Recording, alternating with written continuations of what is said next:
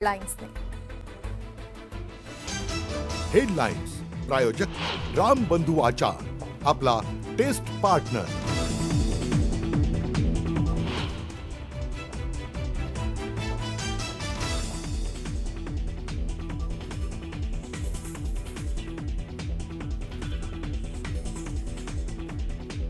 Best कर्मचाऱ्यांच्या पतपेढीच्या निवडणुकीसाठी आज मतदान। भाजप विरुद्ध ठाकरे बंधू अशी थेट लढत। कोण मारणार बाजी याकडे सगळ्यांचं लक्ष।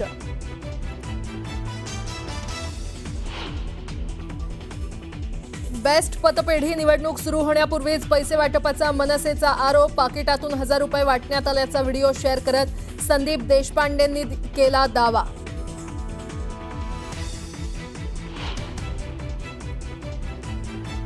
राज्याच्या अनेक भागात आजही मुसळधार पावसाचा अलर्ट। रायगड, रत्नागिरी, कोल्हापूरला रेड अलर्ट तर मुंबई आणि ठाणे जिल्ह्याला ऑरेंज अलर्ट।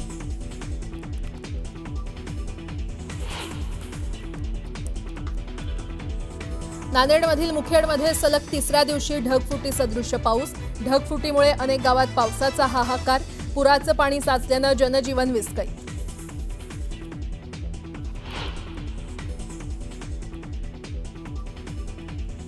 सोलापुरात गेल्या आठवड्याभरापासून मुसळधार। सीना नदीच्या पाणलोट क्षेत्रात मोठी वाढ। नदीकाठची शेती पाण्याखाली।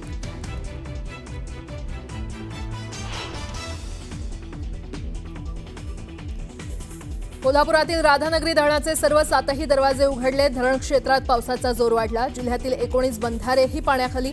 नदीकाठच्या गावांना सतर्कतेचा इशारा।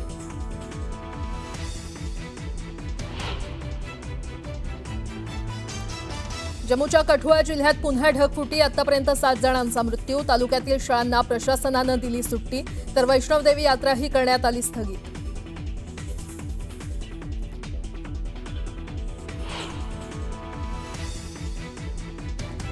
चीनचे परराष्ट्र मंत्री वांग यी आज भारताच्या दौऱ्यावर। परराष्ट्र मंत्री जयशंकर आणि NSA अजित डोवाल यांच्याशी होणार चर्चा तर पंतप्रधान मोदींचीही घेणार भेट।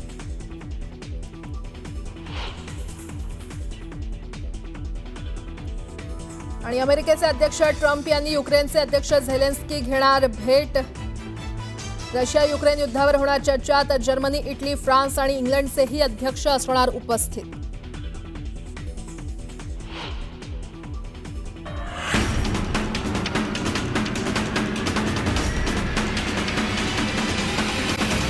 बातमीपत्राला आता सुरुवात करूया। सलग तिसऱ्या दिवशीही नांदेड जिल्ह्यामध्ये पावसाचा कहर सुरूच आहे। मुखेड तालुक्यात झालेल्या ढगफुटी सदृश्य पावसामुळे अनेक गावात हाहाकार माजलाय तर भिंगोली, भेंडेगाव, हसनाळ, रावणगाव, भासवाडी आणि सांगवी, भादेव यासह अनेक परिसरात पुराचं पाणी साचल्यानं जनजीवन विस्कळीत झालेलं आहे।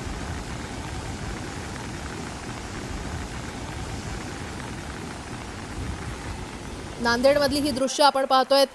नांदेडमध्ये अजूनही पावसाचा कहर सुरूच आहे। मुखेड तालुक्यामध्ये ढगफुटी सदृश्य पाऊस झालेला आहे तर अनेक गावांमध्ये हे पुराचं पाणी शिरलेलं आहे।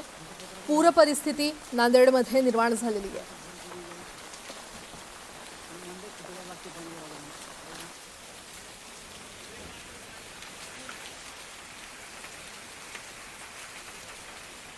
नांदेडमध्ये मुखेड तालुक्यात ढगफुटी सदृश्य पाऊस झालेला आहे। सलग तिसऱ्या दिवशी पावसाचा कहर इथे सुरू असल्याचं पाहायला मिळतंय। मुखेड तालुक्यामध्ये झालेल्या ढगफुटी सदृश्य पावसामुळे अनेक गावात हाहाकार माजलाय। सोलापूर जिल्ह्यातील गेल्या आठवड्याभरापासून मुसळधार पाऊस पडतोय आणि त्यामुळे सीना नदीच्या पाणलोट क्षेत्रामध्ये मोठ्या प्रमाणात वाढ झालेली आहे। नदीतलं पाण्याची आवक वाढल्यानं सीना नदी दुथडी भरून वाहते आणि सीना नदीपात्रात सुमारे 30,000 क्युसेकचा पाण्याचा विसर्ग सोडण्यात आलेला आहे। त्यामुळे नदीकाठच्या शेती पिकांमध्ये पाणी साचलेलं पाहायला मिळतंय। सोलापुरातली ही दृश्य। सीना नदीच्या पाणलोट क्षेत्रामध्ये वाढ झालेली आहे। सीना नदीपात्रात मोठ्या प्रमाणात विसर्ग सोडण्यात आलेला आहे आणि त्यामुळे नदीकाठची शेती ही पाण्याखाली गेलेली आहे।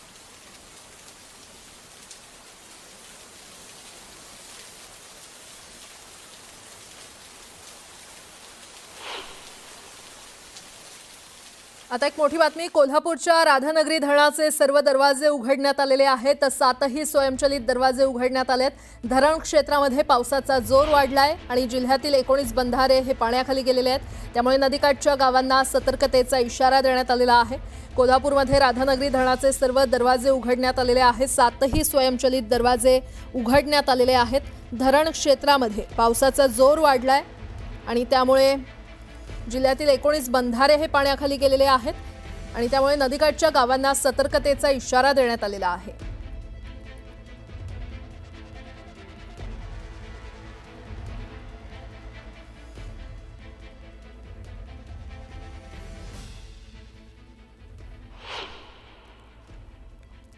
वाशिम जिल्ह्यामध्ये मुसळधार पाऊस कोसळला आणि पावसामुळे पैनगंगा, कांस, काटेपूर्णासह अनेक नदी नाल्यांना पूर आलेला आहे. तर जिल्ह्यातील बाळखेड गावाला जोडणारा मार्ग हा रिसोड मेहकर, धोडप, सरपखेड, करडा, गोभणी या मार्गासह इतर काही मार्ग पावसामुळे बंद आहेत. पावसामुळे शेतीचं अतोनात नुकसान झालेलं आहे.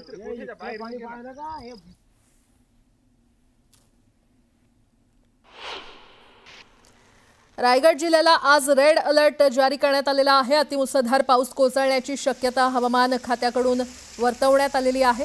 अलिबाग, पेण, मुरुड, रोहा या तालुक्यांमध्ये सकाळपासून पाऊस सुरू आहे.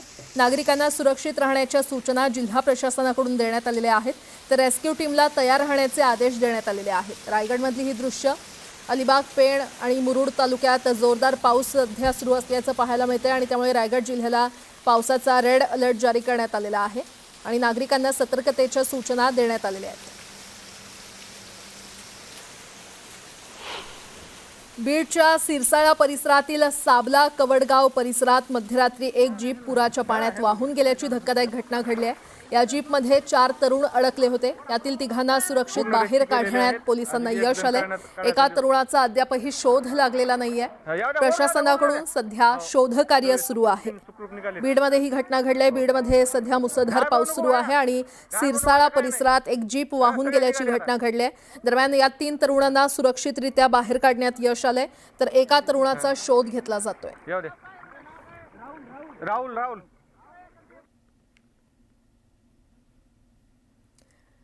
बीडमध्ये ही घटना घडलेली आहे. बीडमध्ये गेल्या काही दिवसांपासून मुसळधार पाऊस सुरू आहे आणि त्यामध्येच आता कवडगाव परिसरात मध्यरात्री एक जीप पुराच्या पाण्यात वाहून गेल्याची धक्कादायक घटना घडलेली आहे.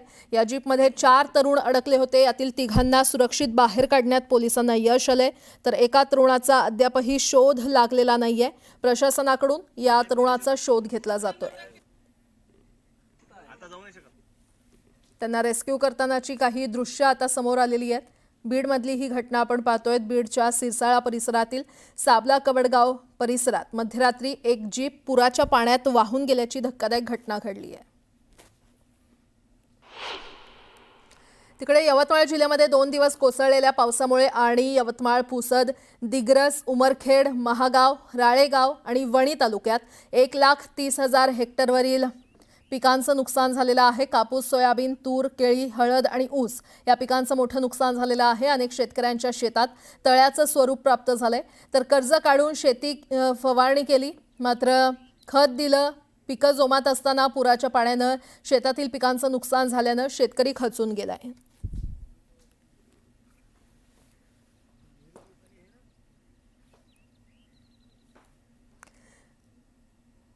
बातमी